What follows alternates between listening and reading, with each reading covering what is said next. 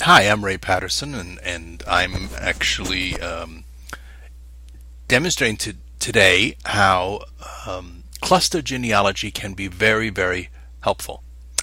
So here's an example. I had a great great grandfather whose name was Nicholas Shan, and he married a woman named Anna Maria Schlosser.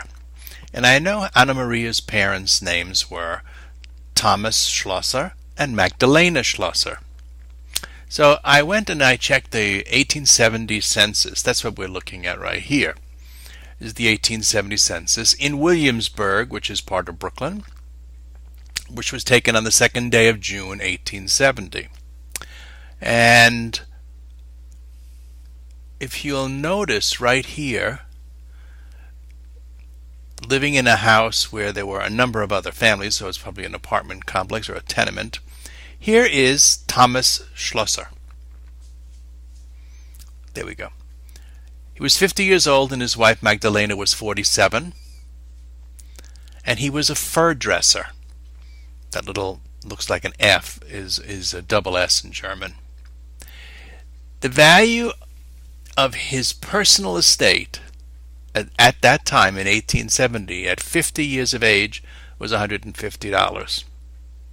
Pretty sad. He came from Bavaria, and that's a very large section of Germany, which is really a story for another screencast. But he had a son, John, 21, who also worked as a fur dresser. So they were all living together, this family. Cluster genealogy says if you're looking for, I couldn't find Nicholas Shan. That's my problem. I couldn't find him in the 1870 census. I found him otherwise in the 1880 census. So with cluster genealogy, you want to look at the neighbors of the people that you have found and see if there's anything there. So here we have somebody, Edward Merkel. That's not a big help. Goodman, Caroline Goodman. No, not a big help. But you hit pay dirt when you just move down here.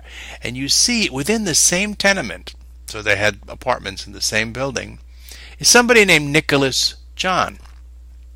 Now, the way the census is supposed to be done is that the last name is supposed to come first and then the first name. This is reversed. Now, it could be argued that there could be somebody named Nicholas John, but that's not that, because if you look down here, you find that his wife, a female, her name was John Anna Maria. So her name would have been Anna Maria John, and his name would have been John Nicholas. Doesn't make sense. There's something wrong with this entry here. But what gives it away is this one right here. This 3-year-old child, Magdalena, who lived with them.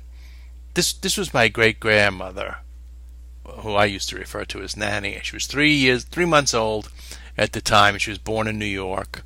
And so this must be Nicholas Shan, and this must be his wife, Anna Maria Shan.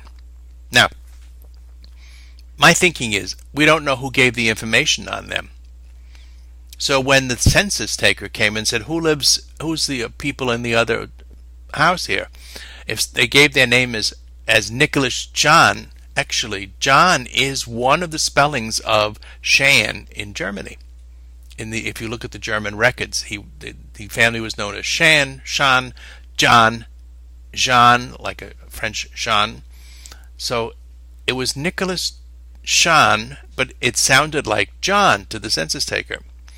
So this really should be Shan Nicholas, and this should be Shan Anna Maria. And there they are. And interestingly, he was only 26, she was 23. Whoops, this thing is really sensitive.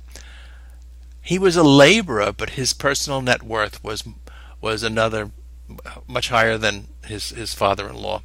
Really interesting stuff.